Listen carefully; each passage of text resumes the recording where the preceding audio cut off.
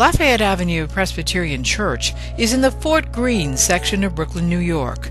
It is a church with an historic past.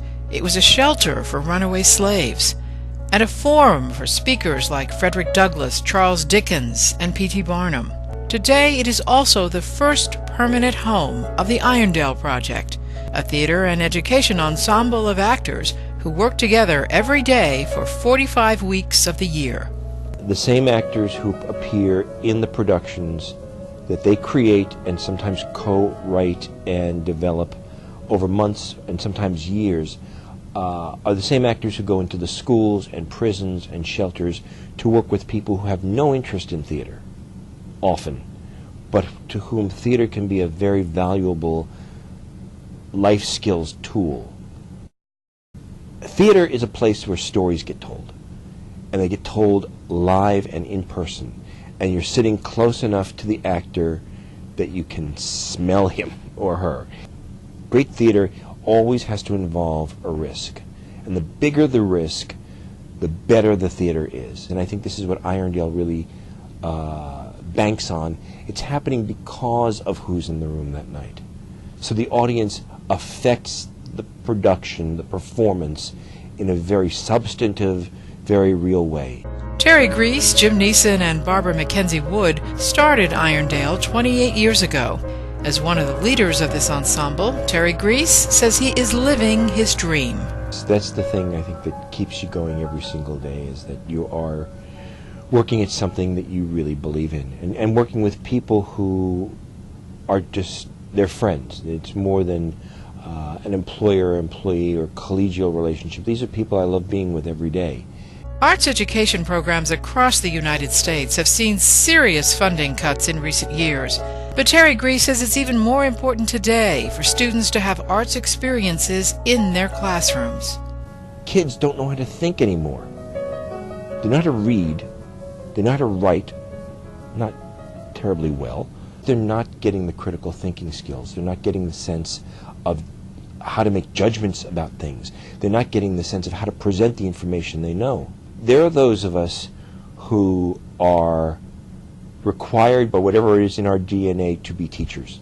I feel the necessity of taking the knowledge I have, whatever little bit it is, and sharing it. A, it keeps you young, and B, it's what your legacy is. All the leaves are brown, and the sky is gray.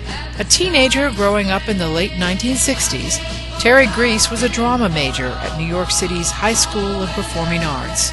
It was the first time in my life where wanting to be an actor was acceptable. You know, that was okay to say, I'm going to be an actor, and people didn't snicker or laugh. People dreamed those dreams as well. The part of it that was less successful was the judgment of some of the teachers. I remember people saying, oh, you're too nice to make it in this business. You should get out of the business. And I said, well, that's your opinion. I'm not that nice. So what advice would Terry Greiss give today to that young Terry starting out with just a dream? I'd say don't worry what other people think of you. The other thing I'd say is when a door opens up, walk through it. If somebody is really willing to confront that experience, we say they're enormously talented because they're taking those risks.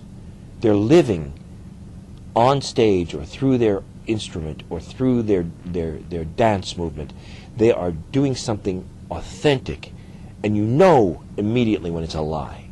Social media tools are enabling today's performers to reach out directly to their potential audiences. Terry Greiss says Irondale is exploring the best ways to use these new tools.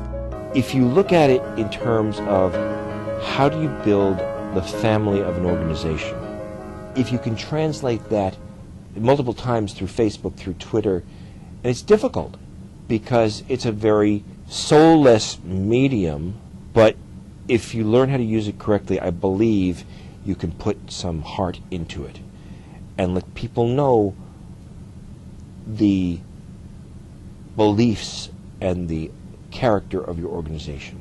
Here's what Terry Greiss would like audiences to leave with after an experience at Irondale. If somebody says, "Oh, I had a nice time," that's death. I don't want people to have a nice time. It's okay if they hate it. It's great if they love it. But I want them to somehow come away with a sense of, I'm different because of that. And maybe that's all there is.